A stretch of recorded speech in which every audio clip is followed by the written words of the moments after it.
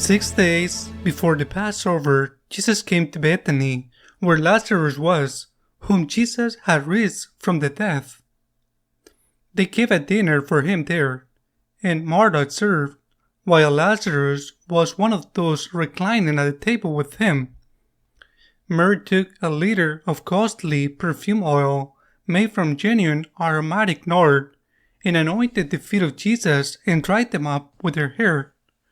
The house was filled with the fragrance of the oil.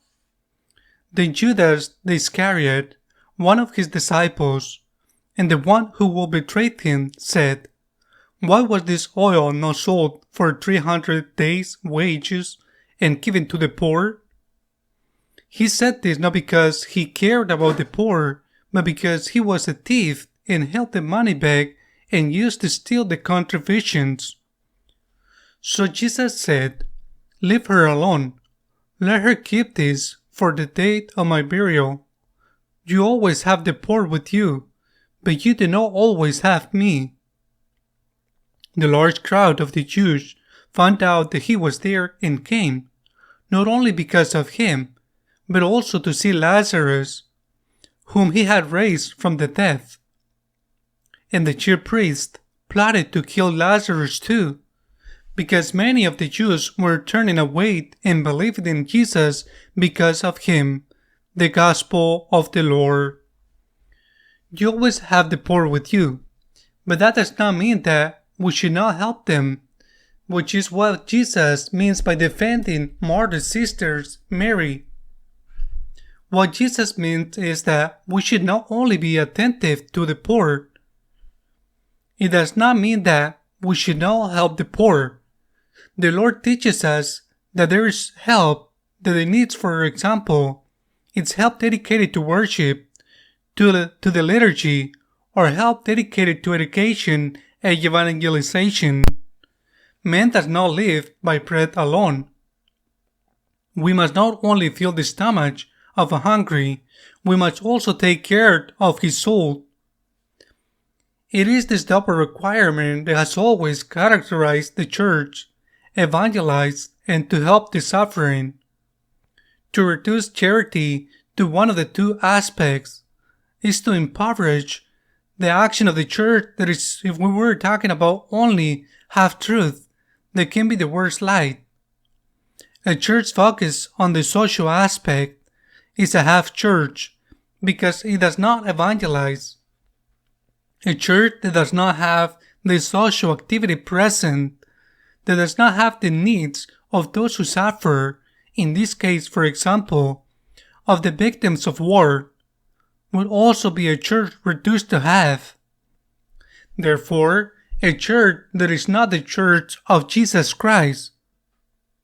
The poor in whom Christ is present, the Eucharist in which Christ is present, both are for us a presence of the Lord, although the presence of the Lord in the Eucharist is a different, a stronger presence. It is a sacrament, it is a real presence, but both are presence of Christ.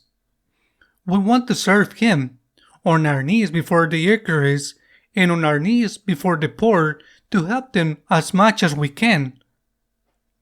That said, why don't we help?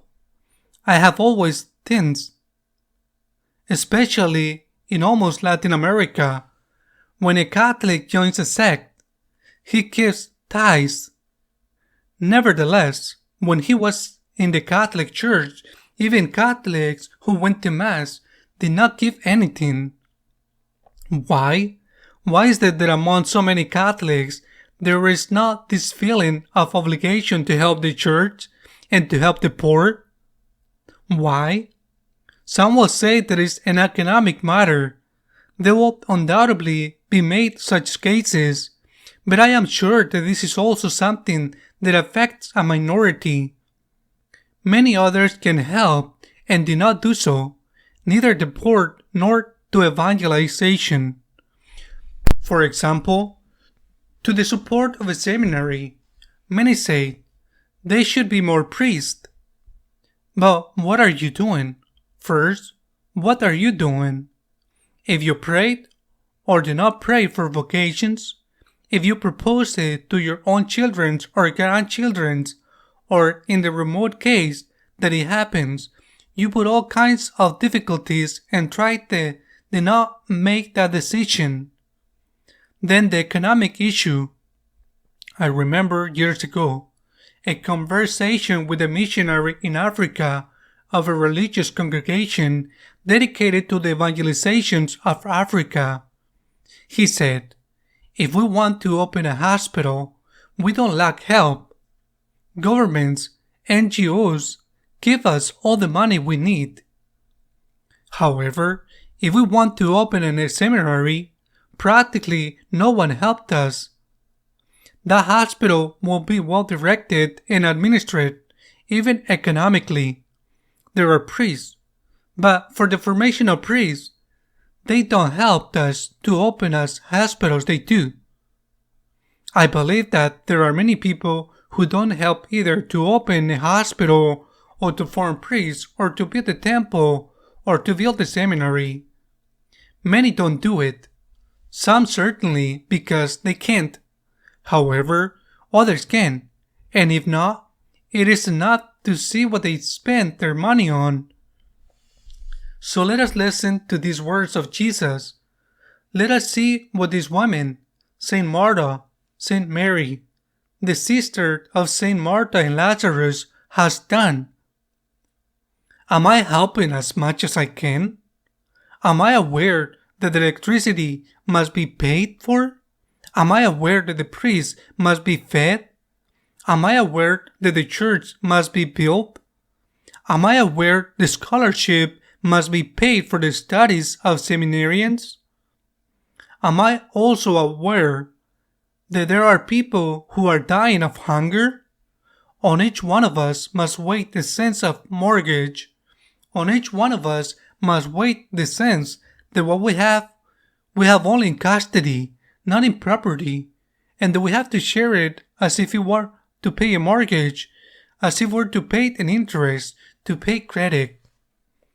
We have to share with the people who need it, and need it in their body, and need it in their soul, and this is not an option.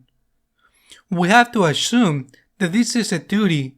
Moreover, it is a duty that we want to do gladly, because it is Christ that we serve. It is not for that unknown person who perhaps is suffering brutally in Ukraine, but who is many kilometers from my home. It is Christ who is present in that person. He is Christ who is present in that person who has never heard of God. In that young person who perhaps is your son or your grandson or will be, and who has gotten into drugs or is hooked up on pornography because he never had a teacher, a spiritual director, a counselor to help him. The poor we always have with us. The Icarus, not always. Because if there are no priests, there will be no Icarus. But as long as there is, we have to honor Christ in the Eucharist and serve Christ in the poor. And this is our duty to do it. It's something that we do with great pleasure. Amen.